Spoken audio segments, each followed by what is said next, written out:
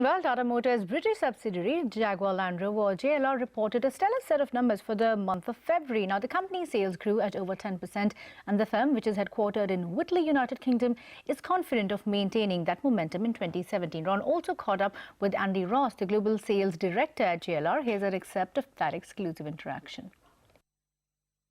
We've put a lot of work into China to make sure that's turned around. We've clearly localised more products there. We've got 3 cars localised there. And there's still a massive demand for imported vehicles in a market that's still quite strong. So that looks good.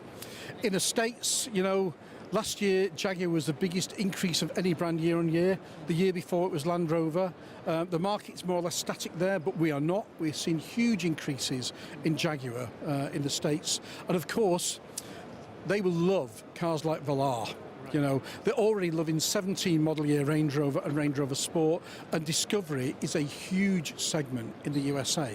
So, you know, we've got strong performance there, we've got, you know, record sales, and there's no reason that should ebb off anytime soon. Canada as well, very strong there.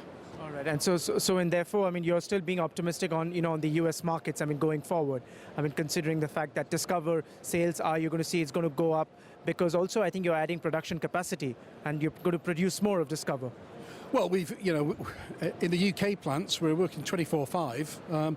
Obviously, when Nitra comes on board in Slovakia, which won't be this year, but the year after, then that gives us extra capacity. But, you know, most global markets are strong for us. And, you know, it's been a great year for Jaguar. Whilst we changed some Land Rover products, this year will be a great year for Land Rover as well as Jaguar. And I think there's reasons in the US with a, you know, what would expect to be quite a buoyant economy, that those customers there who love Range Rovers, it's the biggest Range Rover market in the world, will go for Range Rover, but also Discovery as well. So yeah, I think things are looking good actually.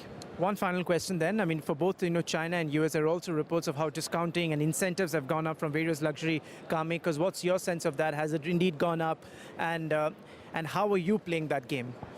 It has gone up from the competition, of that there's no doubt, some more than others, frankly. Does that put more pressure on JLR? Well, you know, what we've got is good residual values, and therefore, as you know, a lot of cars in the USA are bought on lease payments. Our lease payments are as competitive as the rest. Why? Not because of front-end discounts, but because our residual values are strong, because we have a good balance of demand and supply. And that's how we look at the business model in the States. We're not manufacturing there. We import cars. You know, Range Rover Sport are best sellers there for us. But it's not a question of actually pushing. It's a question of demand pull in the States. And that's what we've managed to achieve so far. All right. So, but are you also having to give out discounts and incentives to be part of that market? We've certainly not changed discounts. I know the competition has. We've looked at them doing that. We're not in a position to do that. We've got demand elsewhere as well. I say again, our plants are on 24/5, so we're not in push mode. So that's not been a problem for us.